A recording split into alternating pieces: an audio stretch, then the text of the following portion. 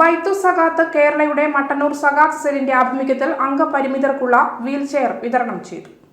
മട്ടന്നൂർ സകാത്ത് cell president PA. അസ്ലമിൽ നിന്നും മട്ടന്നൂർ നഗരസഭ ആരോഗ്യ standing committee chairman K. Majeed ഏറ്റുവാങ്ങി. ചടങ്ങിൽ ഹിറ മസ്ജിദ് ഖത്തീബ് PC. Muneer, KV. Nisar, MK. Abdurahman, KV. Muhammad Saleem, TK. Naseer, COT. Riyas എന്നിവർ പങ്കെടുത്തു.